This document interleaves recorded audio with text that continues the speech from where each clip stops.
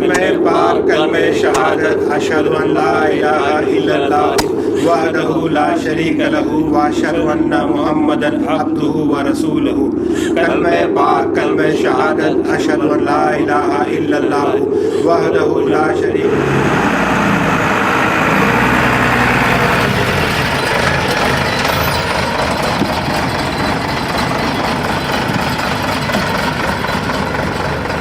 कलमे पाक कलमे शहादत अशहदु अन ला इलाहा इल्लल्लाह वहदहु ला शरीक लहु व अशहदु अन्ना मुहम्मदन अब्दुहु व रसूलुहु।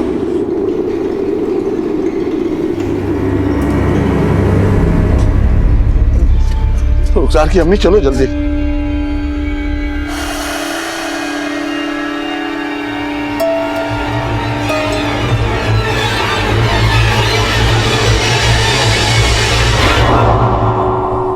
हमारी बेटी रुखसार कहाँ है? जनाजा तो कब का उठ चुका है रुखसार का। क्या कहा आपने? मैयत निकाल दी आप लोगों ने? इकलौती औलाद थी हमारी, इतनी भी क्या जल्दी थी दफनाने की?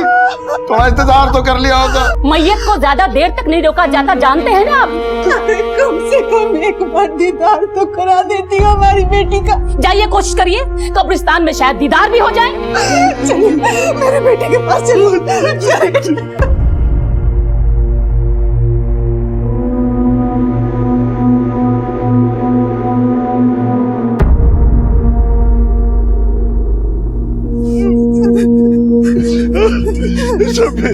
मार दिया मेरी बच्ची को, दफना दिया उसे। क्या करता? बीमार थी मेरी रुखसार, मैयत को कब तक रोक के रखता घर पे? गर्मी कितनी है, मगरिब भी होने को है। हम नहीं मानते इस बात को। हमारी बच्ची इतनी बीमार नहीं थी कि मर जाए। हम मामले के तह तक जाएंगे। और ये मत समझना कि मेरी बच्ची को दफन कर दिया तो तुम्हारा गुनाह भी दफन हो गया। हम खोद खोद के निकालेंगे, छोड़ेंगे नहीं तुम्हें। अम्मी मिट्टी की अमानत थी, मैंने मिट्टी को सौंप दी है बस।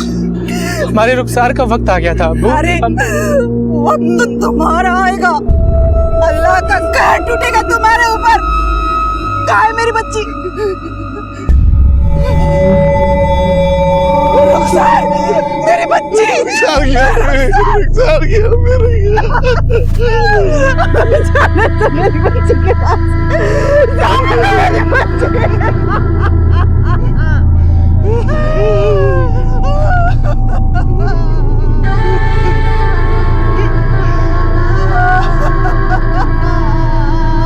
मेरी बच्ची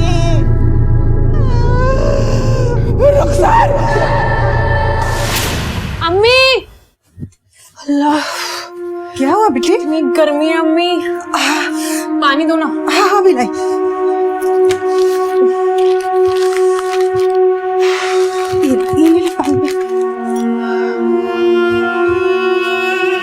कम वक्त लाइट को भी ना अभी ही जानी थी। ये छाता बिना किसी काम का नहीं रहा। इसीलिए तो बोलती हूँ बेटा कि कहीं भी जाएगा शाम को जाएगा ठंडा ठंडा। अम्मी, मुझसे ये गर्मी बिल्कुल बर्दाश्त नहीं होती। मेरा बच्चा।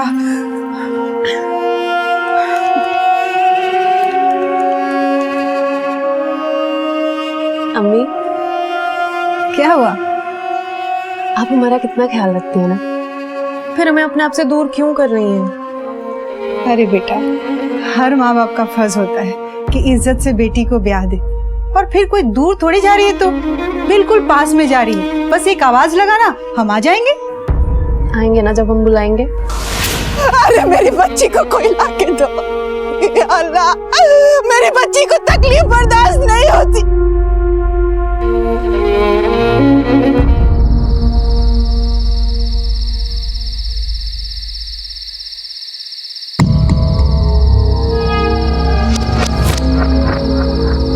औज़ु बिल्लाहि मिनश शैतानिर रजीम। बिस्मिल्लाहिर रहमानिर रहीम। अल्हम्दुलिल्लाहि रब्बिल आलमीन अर्रहमानिर रहीम मालिकि यौमिद्दीन इय्याका नअबुदु व इय्याका नस्तईन इहदिनस सिरातल मुस्तकीम सिरातल लज़ीना अनअमता अलैहिम। मौलवी साहब, ये सुराग कैसा है? रहमत साहब, बड़े बुजुर्गों का कहना है कि जल्दी कब्र धंसने से अच्छा होता है। मौलवी साहब, ये धंसी नहीं है, किसी ने खोदा है। क्या कर? महमूद भाई, यहाँ खोदो तो देखो तो क्या है।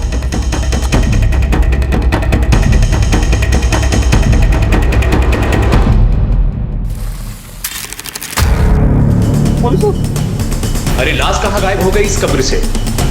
क्या कहा आपने? कोई कब्र खोद के लाश निकाल के ले गया? कल ही हमारी बेटी रुखसार की मौत हुई थी और उसे गांव के कब्रिस्तान में दफन किया गया। आज सुबह जब हम जियारत के लिए कब्रिस्तान पहुंचे तो रुखसार की लाश ही गायब थी। कब और कैसे मौत हुई आपकी बेटी की? उसके ससुराल वाले उसकी मौत की वजह उसकी बीमारी बताते हैं। बीमार थी मेरी रुखसार। लेकिन मुझे यकीन नहीं है साहब। आपको शक है कि वो लोग झूठ बोल रहे हैं? साहब मुझे शक ही नहीं, पूरा यकीन है वो लोग झूठ बोल रहे हैं। कल हमारे वहां पहुंचने से पहले उन्होंने रुखसार को दफना दिया। एक ही बेटी थी साहब, आखिरी दीदार भी नसीब नहीं हुआ उसका। जरूर उन्होंने कुछ किया है उसके साथ। इस शक की कोई वजह है आपके पास? साहब खुद आंखों देखी बात है। आप फिक्र मत कीजिए, हम चलते हैं आपके साथ।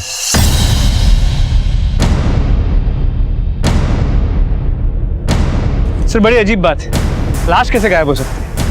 आसपास अच्छे से चेक करो, देखो कुछ मिलता है क्या। सर ये भी तो मुमकिन है कि लाश को कोई जंगली जानवर ले गया हो। देखो, ये किसी जानवर का काम नहीं हो सकता। रहमत मियाँ के हिसाब से कब्र से लाश निकालने के बाद कब्र को दुरुस्त किया गया। ये किसी इंसान का ही काम हो सकता है। यहाँ का गोरखन कौन है? साहब मैं हूँ साहब। कैसे हुआ ये सब? साहब मुझे नहीं मालूम साहब, कल रात को मैं 9 बजे के बाद चला गया साहब, उसके बाद ही हुआ होगा साहब। और साहब इधर तो जंगली जानवर बहुत घूमते हैं, इधर तो डर के मारे कोई रात को आता भी नहीं साहब।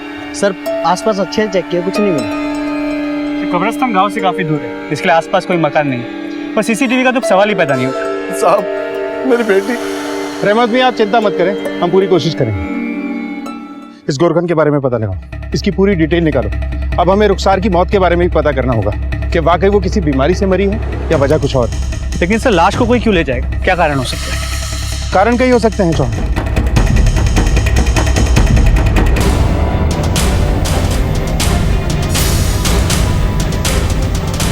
सर हुआ क्या ये तो बताइए। क्या हुआ? पूरे घर की तलाशी लो। क्यों? क्या हुआ ये तो आप हमें बताएंगे। रुखसार की मौत कैसे हुई? सर 3 साल हुए थे शादी को, उसके बच्चा नहीं ठहर रहा था तो डिप्रेशन की शिकार हो गई। कहीं ऐसा तो नहीं कि तुम्हारे दिए हुए डिप्रेशन की वजह से उसका बच्चा नहीं हो रहा था? नहीं सर ऐसा नहीं है, उसका इलाज तो शहर की सबसे बड़ी general physician doctor Sunita Narang से चल रहा था। डॉक्टर ने उसको टेंशन लेने से मना किया था, लेकिन वो डिप्रेशन से उभर ही नहीं पाई। और अगर रुखसार इतनी ही बीमार थी, उसे अस्पताल में एडमिट क्यों नहीं किया? यहाँ घर पे रख के उसकी मौत का इंतजार कर रहे थे। उसे उसके माँ बाप के घर भी भेज सकते थे, और इतना ही नहीं तो उनके आने से पहले उसे दफन भी कर दिया। दरअसल रुखसार हॉस्पिटल में एडमिट होना ही नहीं चाहती थी और ना ही अपने माँ बाप के घर जाना चाहती थी, और जब लेने आते थे तो उनको मना कर देती थी। कहती थी कि डोली में बैठकर आई हूँ तो जनाजे में ही निकलूंगी। अब बताइए साहब, अब अचानक मर गई। हमने उसके माँ बाप को भी इत्तला किया था, वो लोग वक्त पर नहीं आए साहब। अब लाश को लेकर कब तक बैठे रहते? हमने उसको दफना दिया। इसका मतलब ये तो नहीं साहब कि हमने कुछ कर दिया। रुखसार की लाश कब्रिस्तान से गायब है। और तुम तो सुबह जियारत के लिए भी नहीं गए। कहीं ऐसा तो नहीं कि उसकी लाश के गायब होने में तुम दोनों का ही हाथ है, ताकि सच्चाई से पर्दा ना उठ जाए? सर मैं जियारत के लिए जाने वाला था। अभी इस वक्त? साहब तो जिंदा रहकर हमारे लिए किसी काम की नहीं तो लाश का हम क्या करेंगे? साहब जाइए, आप उसे ढूंढिए कहीं। वो तो हम पता कर ही लेंगे, लेकिन अगर ये पता चलता है कि इस सब में आप दोनों का हाथ है, तो बाकी की जिंदगी तो आप पक्का जेल में काटोगे, और बची हुई जिंदगी आप डिप्रेशन में बिताओ। रुखसार की डेथ सर्टिफिकेट दिखाइए। हाँ।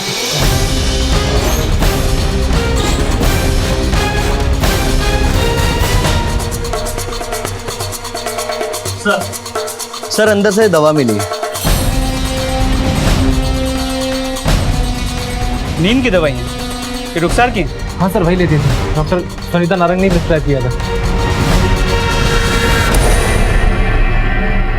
सर रुखसार के ससुराल वाले जैसे दिखते हैं वैसे है नहीं, जरूर कुछ छुपा रहे हैं। ऐसा तुम्हें क्यों लगता है? सर रुखसार को बच्चा ना होने की वजह से उसकी सास मुमताज उससे हमेशा नाराज रहती, और इसीलिए रुखसार डिप्रेशन में थी, नींद की गोलियां भी ले रही। उसका ट्रीटमेंट डॉक्टर सुनीता नारंग के पास चल रहा था। सर ये रुखसार की मेडिकल रिपोर्ट।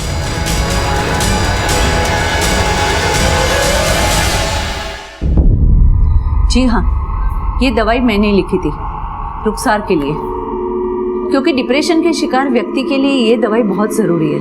इनसे उनके दिमाग की सोच और डिप्रेशन से बाहर निकलने में मदद मिलती है। मौत की वजह क्या थी? सर वो अपनी ज़िंदगी में खुश नहीं थी, बीमार रहती थी, काफ़ी कमज़ोर भी हो गई थी, वक्त पे दवाई और खाना नहीं खाती थी। कार्डियक अरेस्ट से बिल्कुल नेचुरल डेथ थी। ये डेथ सर्टिफिकेट आप ही ने इशू किया है? जी हाँ। डॉक्टर इसकी डेथ तो नेचुरल थी, लेकिन इसकी लाश के साथ अननेचुरल हुआ है। कब्र में से इसकी लाश निकाल ली गई। सॉरी सर, मैं इसके बारे में और कुछ नहीं जानती। ये कब्र किसकी है? सर यहाँ किसी बुढ़े को दफनाया गया था उसी दिन जिस दिन उस औरत को दफनाया गया था। पता नहीं कौन है, याद नहीं। अपने हाथों से दफनाता है और याद नहीं कि किसकी है? सर दफनाने के बाद तो सगे संबंधी भूल जाते हैं, मैं याद रख के क्या करूंगा, लेकिन रजिस्टर में है सर, मैं देख के बताऊंगा। ये सर असगर कुरैशी। पता करो कि ये एंट्री सही है या फेक बनाई गई है। कोई असगर कुरैशी नाम का आदमी मरा भी था या नहीं, और रुखसार के घर वालों को बुलाओ, कहीं कोई इन्फॉर्मेशन हमसे मिस ना हो जाए, और इस महमूद पे भी नजर रखो। सर सारी सच्चाई बॉडी के हाथ में आने के बाद ही सामने आ पाएगी। हमें खोज तेज करनी होगी। आप यकीन कीजिए साहब, रुखसार की ससुराल वालों ने उसे तड़पा तड़पा के मारा, और ये लाश भी उन्होंने गायब की सबूत मिटाने के लिए, ताकि आप लोग उन लोगों तक ना पहुंच सके। ये भी तो हो सकता है कि रुखसार की लाश गायब करने में शब्बीर और मुमताज का हाथ हो ही ना। क्या शादी से पहले रुखसार का किसी के साथ अफेयर था या कोई दुश्मनी? हाँ साहब, एक दुश्मन हो सकता है, फैजल। वो अक्सर रुखसार के पीछे पड़ा रहता था। जब रुखसार की शादी मैंने शब्बीर से की और वो विदा होकर शाहपुर आ गई थी, तब से फैजल भी गायब था। तकरीबन 3 साल बाद मुझे वो रुखसार की कब्र पे उस वक्त दिखा जब लोग उसे दफन करके जा चुके थे। मेरी बच्ची कहाँ चली गई तू छोड़ के?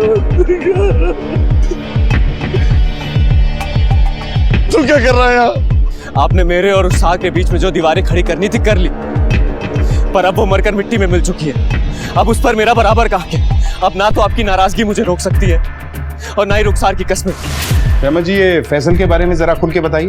ये फैसल अताउल्लाह का बेटा है जो सूदखोरी का काम करता है। साहब, ये फैजल की नजर एक बार रुखसार पर पड़ गई थी। वो आते जाते उसके पीछे पड़ा रहता था, और हिम्मत तो देखिए साहब, एक बार अकेले ही रुखसार का हाथ मांगने के लिए मेरे घर आ गया।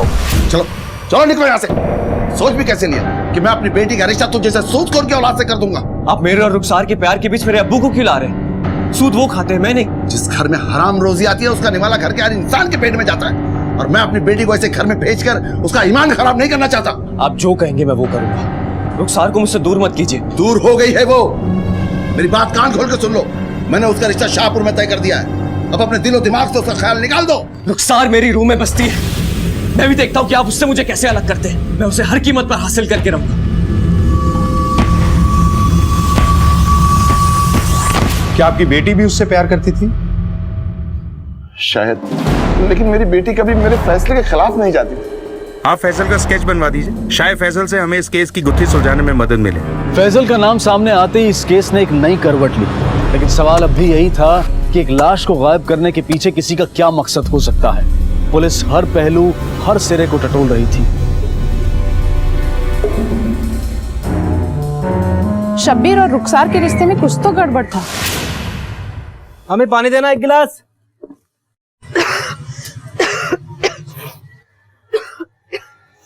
नहीं पीना तुझ जैसे गुनहगार के हाथ से पानी मुझे।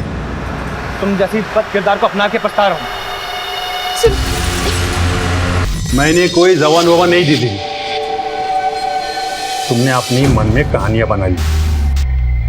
देखो जाकिर मियां, सबसे पहली बात तो यह है कि मेरी बेटियां पढ़ाई पूरी करेगी, और रही बात शादी की तो भूल जाओ, क्योंकि मेरी बेटियां शादी के लिए तैयार नहीं है।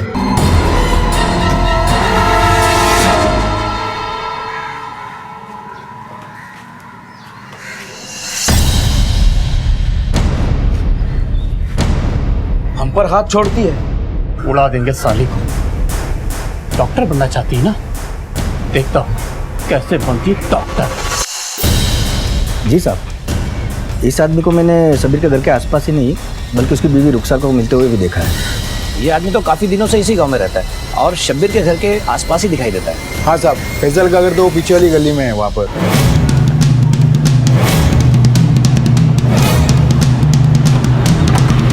ताला है, पास पड़ोस में पूछताछ करो फैजल के बारे में।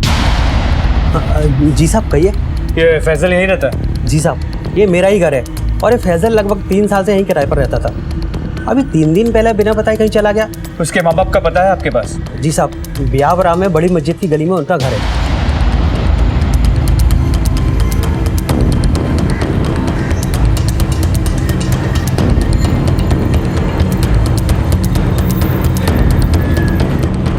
एक मिनट, ये फैजल के माँ बाप यही रहते हैं ना? सर 2 दिन से कहीं गए हैं, हमें कुछ बताया नहीं। चलो पांडे, खबरी को इनके घर पे नजर रखने को बोलो। कोई भी इंफॉर्मेशन मिलती है हमें अपडेट करने के लिए बोलो। इस फैजल का मिलना हमारे लिए बहुत जरूरी है। मैंने तेरी लड़की देखी है।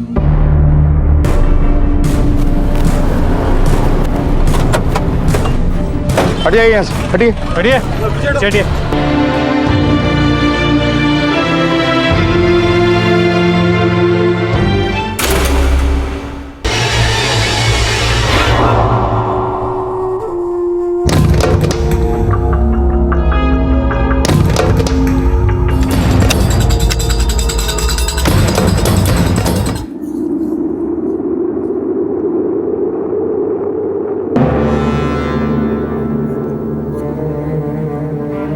कवर किसने खोदा? अरे इमाम मियाँ, ये तो कवर खोदा हुआ है। अरे इलाज मियाँ, जल्दी जल्दी आइए। क्या हुआ? देखो जरा। अरे मियाँ, जंगली जानवरों ने खोद दिया होगा। अरे नहीं मियाँ, तो आप एक काम कीजिए, इसे खोदिए।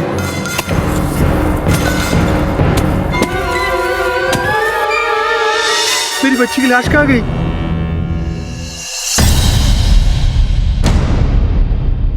इंस्पेक्टर साहब, मेरी बच्ची। आसपास सर्च करो। सर, हम ही गोरखा ने साहब इस कब्रिस्तान के। हमारा नाम इलियास है साहब। कहाँ रहते हो? यही पीछे हमारा घर है साहब। अपनी बीवी बिल्किस के साथ रहते हैं साहब। इतनी पास रहते हो, फिर भी ये सब कुछ हो गया? रात के 12 बजे तक तो हम जाग रहे थे साहब, तब तो सब ठीक था। सर ये पत्थर मिला, खून लगा हुआ। चौहान, पिछले हफ्ते में लाश गायब होने की ये दूसरी घटना है, और खास बात ये कि गायब होने वाली दोनों बॉडीज जवान औरतों की। अब सर ये भी तो मुमकिन है कि दोनों कब्रिस्तान के गोरखान मिले हुए और लाशों की तस्करी करते हो सकता है। एक काम करो, शब्बीर, इलियास और महमूद तीनों पर कड़ी नजर रखो। सर एक मिनट। हाँ देव, बोलो। साहब, फैजल का पता चल गया है, वो कपिल नगर में है। सर, फैजल का पता चल गया है। उठा के लाओ इस मजनू को। सर। अरे साहब, कहाँ लेके जा रहे हैं? अरे कहाँ लेके जा रहे हैं मेरे बेटे को? सर मैंने कुछ नहीं किया सर। देखो मजनू मियाँ, बचपन से जिस लड़की के पीछे पड़े थे, शादी के बाद भी जिसके चक्कर में अपना घर बार छोड़कर यहाँ किराए पे रहने चले आए, उस रुखसार की कब्र पे अपना हक जता रहे थे ना। आपने मेरे और उस साग के बीच में जो दीवारें खड़ी करनी थी कर ली, पर अब वो मरकर मिट्टी में मिल चुकी है। अब उस पर मेरा बराबर का हक है। उस हक का इस्तेमाल करके लाश को कहाँ छुपा के रखा है? ये सब आप क्या कह रहे हैं सर? जो सच है वही बोल रहा हूँ। सच सच बता दे, रुखसार की लाश को कहाँ रखा है? हमें रहमत मियाँ ने बता दिया है कि रुखसार की लाश गायब होने से पहले आखिरी बार तुझे कब्र पे देखा गया था। हाँ सर, मैं उसकी कब्र पर गया था और आखिरी बार उसका चेहरा भी देखना चाहता था, पर रहमत मियाँ वहाँ पर होंगे और मुझे देखकर चिढ़ जाएंगे, इस वजह से मैं कब्रिस्तान के बाहर ही घूम रहा था। और जब लोग दफना के चले गए, तब मैं उसकी कब्र पर फातिया पढ़ने पहुंचा। कब से जानता है रुखसार को? कई साल हो गए सर। रुखसार पहली नजर में मेरी रूह में समा गई थी। वो भी मुझे पसंद करने लगी थी। मुझे पसंद करने के बावजूद वो शादी के लिए अपने अब्बा की मंजूरी चाहती थी, जो कि हमें नहीं मिली। और जब जीते जी उसे हासिल नहीं कर सका तो उसे कब्र से निकाल दिया। सर, मैं लाश का क्या करूंगा? तू तो उसे हर कीमत पे हासिल करना चाहता था ना। रुखसार मेरी रूह में बसती है। मैं भी देखता हूँ कि आप उससे मुझे कैसे अलग करते हैं। मैं उसे हर कीमत पर हासिल करके रहूं। हाँ सर, ये सच है कि मैंने उनको चैलेंज किया था, पर उस चैलेंज को तो रुखसार ने कोने से सुन भी लिया था, और उसके बाद रुखसार मुझसे मिलने भी आई थी। फैजल, मेरी बात तो सुनो। हमने अब्बा को मनाने की बहुत कोशिश की। फैजल अब्बा जुबान दे चुके हैं और आप अब्बा के खिलाफ नहीं जा सकते। बेहतर यही होगा कि आप हमें भूल जाएं। रहमत मियाँ है सर उसकी मौत के जिम्मेदार। उसकी शादी उस शब्बीर से करवा दी और उसे मुझसे दूर कर दिया। मैं उसके बगैर रह नहीं पा रहा था सर, इसलिए मैंने तय किया कि मैं यहाँ आ जाऊंगा और यहीं रह गया। उसकी सास मुमताज ने बच्चे को लेकर उसका जीना हराम कर दिया था सर। उस तनाव में उसकी तबीयत भी खराब हो गई और ये सब मुझसे देखा नहीं गया, इसलिए एक दिन मैंने उसका रास्ता रोक दिया। रुखसार, बात को समझने की कोशिश करो। ये क्या हाल बना रखा है? देखो दवाइयाँ क्या करेंगे? सर, मैं तुम्हारे बिना रह नहीं पा रहा हूँ, प्लीज वापस आ जाओ मेरे पास। अच्छा, तो ये गुल खिलाड़ी मेरे पीठ पीछे थी। अब समझ में आ रहा है तेरी बीमारी का कारण और तेरे बच्चा ना होने का कारण। शबीर, ऐसा कुछ भी नहीं है जैसा तुम सोच रहे हो। फैजल मुझे जानता है, लेकिन हमारा कोई बुरा ताल्लुक नहीं है। ये हमारे घर रिश्ता लेकर आया था, लेकिन अब्बा ने मना कर दिया था और तब से सब खत्म है। अब तो सब शुरू होगा। तेरे अब्बा को तो जमात में बिठाऊंगा मैं, देखिए। मैं उसकी जिंदगी बर्बाद नहीं करना चाहता था सर, कभी नहीं। लेकिन उस दिन के बाद से उसके शौहर ने उसका जीना आराम कर दिया होगा और वो बेचारी घुट घुट कर मर गई। तेरी कहानी में कितनी सच्चाई है और कितनी मिलावट, ये तो हम पता लगा ही लेंगे। खैर, ये बता, इन लड़कियों को जानता है? नहीं सर। जब तक तेरी ये कहानी सच साबित नहीं हो जाती, इस गांव को छोड़कर कहीं मत जाना।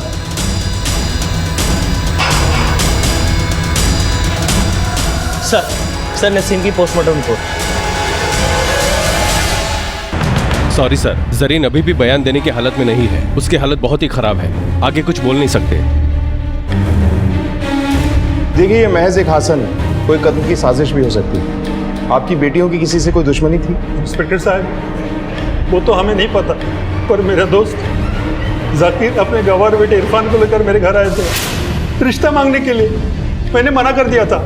बात बहुत आगे बढ़ गई और मेरी बेटी नसीम ने उसे थप्पड़ मार दिया था। जॉन, कहीं उन लोगों ने अपनी बेइज्जती का बदला लेने की कोशिश तो नहीं की? उठा के लाऊं सर।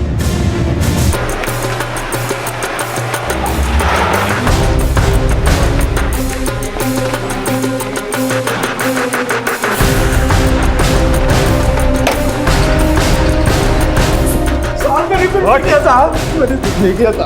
बता, कहाँ गायब की लाशें? क्या किया उनके साथ? सजा काटने के बाद मैंने उनका धंधा छोड़ दिया साहब। फिर हमें देख के भागा क्यों?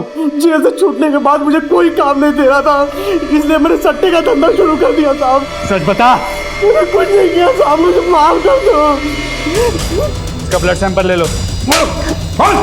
मैं सट्टा लगाने जाता था साहब। ठीक, सच सच बता दे, वरना तेरे लिए ठीक नहीं होगा। मैं सच कह रहा हूँ साहब। साहब, इसकी बीवी भी गायब है। कहाँ है तेरी बीवी? क्या किया उसके साथ? मार दिया उसे भी? नहीं साहब, सट्टे को लेकर उसका और मेरा झगड़ा हुआ था साहब, तो मैंने उसे मारा था, तो वो अपनी अम्मी के पास चले गई गुस्से में साहब। कहाँ रहती हो? एड्रेस बता उसका, ब्लड सैंपल लो इसका। सर, उसे नसीम ने सबके सामने मुझे थप्पड़ मार दिया था। वो बेइज्जती मुझसे बर्दाश्त नहीं हुई, इसीलिए मैंने उस दिन उसको धमकी दे दी। सर, हम लोग बहुत सीधे साधे लोग हैं सर। सर, हम लोग तो बस खेती बाड़ी करते हैं सर, हम किसान लोग हैं, और उस रात तो हम लोग हमारे खेत पर ही थे। चाहे तो आप पता कर लो किसी से भी। ब्लड सैंपल्स लो इन दोनों के। साहब, क्या हुआ? कुछ पता चला रुखसार का? साहब, और मेरी बच्ची नसीम का कुछ पता चला? देखिए माजिद जी और रहमत जी, हम अपनी तरफ से पूरी कोशिश कर रहे हैं। बहुत जल्द इस घिनौने अपराध का पर्दाफाश हो जाएगा।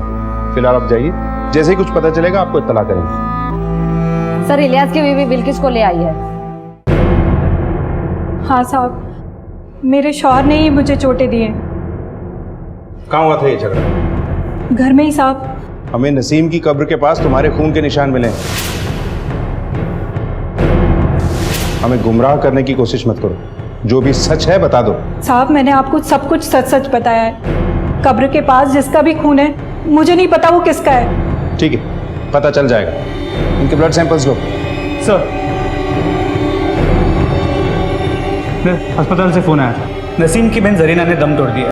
खैर, फैजल, इरफान, शब्बीर, इलियास, बिल्किस और महमूद, इन सब के ब्लड सैंपल्स को लैब में भेजो और तुरंत रिपोर्ट मंगवाओ। सर,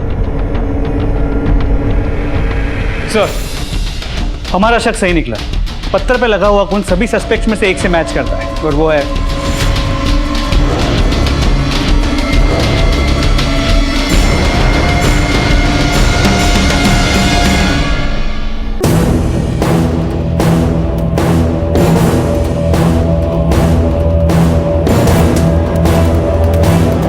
कल में पाक, कल में शहादत, ला इलाहा इल्लल्लाह। रुकिए नवाज भाई, कल में इस जनाजे को नीचे रखिए। मौलाना साहब, क्या बात है? आप अपनी बेटी की मैयत किसी और गांव में नहीं दफना सकते। गांव की इज्जत का सवाल है। आपको अपनी बेटी की मैयत इसी गांव में दफनानी होगी।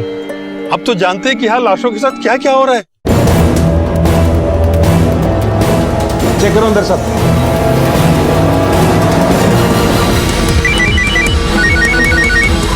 हेलो, क्या? ठीक है, हम अभी आते हैं। सर, गांव में जरीना को दफनाने को लेकर हंगामा हो गया। चलो।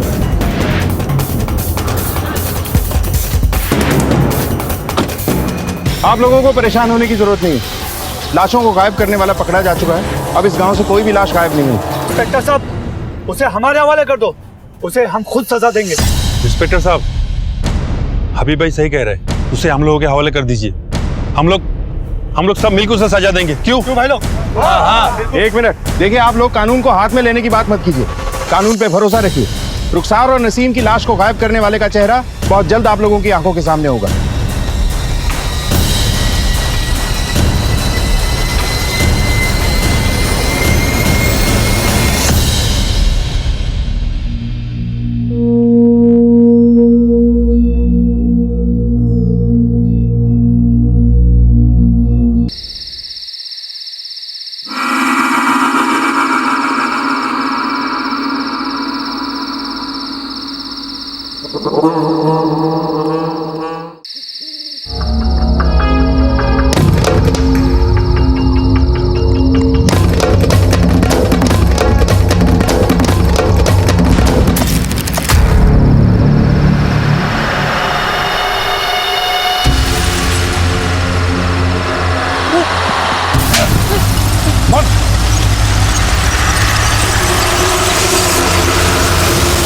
मैं तो बस यहाँ पे कब्र को ठीक कर रहा था और कुछ नहीं। झूठ मत बोल, तेरी भाभी ने हमें सब बता दिया है। अगर ये बात तुम लोगों की जुबान से निकली ना तो काट के यहीं गाड़ दूंगा। साहब, भाभी ना झूठ बोलती हैं। साहब, मैं तो बस कब्रों को ठीक कर रहा था साहब। हाँ, मैंने किया ये सब। सर, 1 साल पहले तक मैं अपने भाई इलियास के साथ उसी के घर पे रहता था। मेरे गांव में एक बहुत खूबसूरत सी लड़की थी जिसको मैं बहुत पसंद करता था। मैंने सोचा शायद ये मेरे दिल की बात समझेगी। महक ने ना मेरी बहुत बेइज्जती की थी। मैं बदले की आग में झुलस रहा था। महक को हमारे कब्रिस्तान में गाड़ा गया। उसके जिस्म की आग मेरे दिमाग में नाक बनकर डस रही थी। मैं सेक्स और बदले की आग में इतना झुलस रहा था कि मुझे साहब कुछ समझ में नहीं आ रहा था। आधी रात को उठकर मैंने उसकी कब्र खोदी। सर, उसके बाद से मुझे लाशों के साथ ये सब करने में बहुत मज़ा आने लगा। साहब, मुझे ना मुर्दा जिस्मों का शौक़ हो गया था और ना जाने सर कितनी मुर्दा लड़कियों के जिस्म मेरी ज़िंदगी में आए और गए। मतलब नसीम की बॉडी को भी तूने ही गायब किया था? उसे मारा भी तू नहीं था? हाँ साहब, बहुत दिन हो गए थे। कोई नई लाश हाथ ही नहीं लगी थी। वो होंगे जेल के अंदर और मैं उन लड़कियों के साथ, उनके मुर्दे जिस्म के साथ मजे करूंगा दूर जंगल में।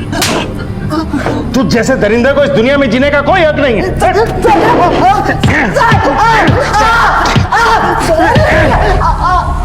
सारी सी जेल में